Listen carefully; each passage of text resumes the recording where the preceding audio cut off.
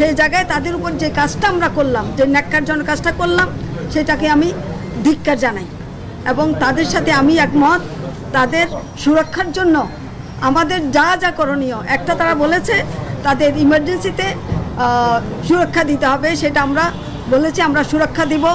বড় বড় হাসপাতালগুলো যেগুলো আছে, একটা হাসপাতাল, সেখানেও আমরা সুরক্ষা দিব। ঢাকায় অলরেডি মেডিকেল হাসপাতাল অলরেডি জোরদার করা হয়েছে, সেখানে বিজেপি দেওয়া হয়েছে, আর্মিরও আছে, পুলিশও আছে।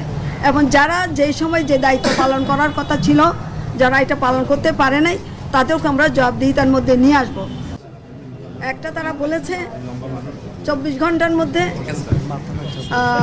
যারা এই অপরাধটা করেছে, যেই ডাক্তাররা রাত দিন পরিশ্রম করে আমাদের সেবা দিয়ে গেছে, কোভিডের সময় কোনো দিন রাতের পার্থক্য মনের মধ্যে রাখে নাই, এখনও বন্যার মধ্যে অনেক ডাক্তার দিয়ে সেবা দিচ্ছে। চিকনগুনিয়া বলেন, ডেঙ্গু বলেন, সব জায়গায় তারা আছে। অথচ তাদের উপর আমরা যেই ন্যাক্কারজনক কাজটা করেছি, আমি মনে করি ছাত্র আন্দোলনের সময় তারা যে সেবাটা দিয়ে গেছে, এখনও দিয়ে যাচ্ছে। পঙ্গু হাসপাতালে বলেন, ঢাকা মেডিকেলে বলেন, চক্ষু হাসপাতালে বলেন, পিজি, সর্বত্রই তারা যে সেবাটা দিয়ে গেছে এবং এখনও দিয়ে যাচ্ছে।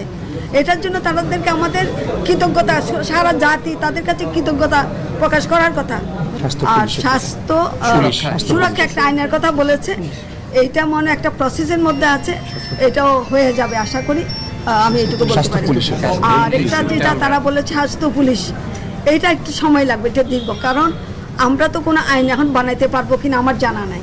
তারা বলেছে হাসপাতালের জন্য যতগুলি যেখানে সেবা কেন্দ্র আছে, সব সেবা কেন্দ্রে স্বাস্থ্য পুলিশ নামে কিছু ফোর্স দিয়ে দেওয়া, তারা ডিজি হেলথের আন্ডারে থাকবে।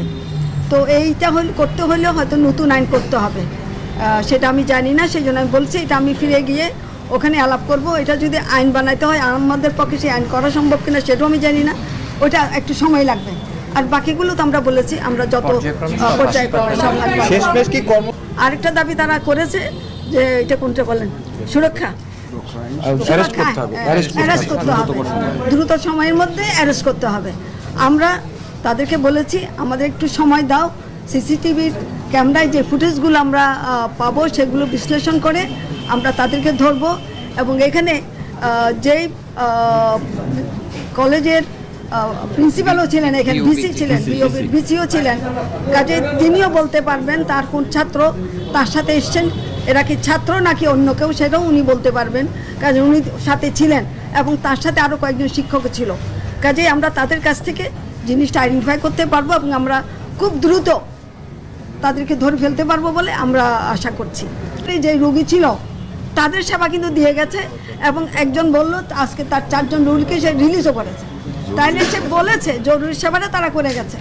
মানবিক, তারা অনেক বেশি মানবিক, এই মানবিকতার উদাহরণ কিন্তু তারা রেখেছে। পুলিশ এবং আনসারের সমন্বয়ে আমরা সিকিউরিটি এনশিওর করব এবং তাদের যে আসামিরা এই অঘটন ঘটিয়েছে তাদেরকে অ্যারেস্ট করার পরপরই তারা সম্পূর্ণ সার্ভিস চালু করবেন সারা দেশব্যাপী। এখন থেকে জরুরি চিকিৎসা সেবা এখন থেকে শুরু হচ্ছে। সরে এসেছেন, কমপ্লিট শাটডাউন আর নাই। কমপ্লিট শাটডাউন মানে হচ্ছে জরুরি সেবা সহ সব বন্ধ রাখা, সেইটা থেকে ওনারা সরে এসেছেন। ওনারা জরুরি সেবাটা এখনই চালু করছেন। যে নিশ্চয়তা ওনারা চেয়েছিলেন, আমরা সেই নিশ্চয়তা মাননীয় উপদেষ্টা দিয়েছেন। আপনারা দেখতে পাচ্ছেন আমাদের সাথে সেনাবাহিনীর সদস্য আছে, বিজিবির সদস্য আছে, পুলিশের সদস্য আছে।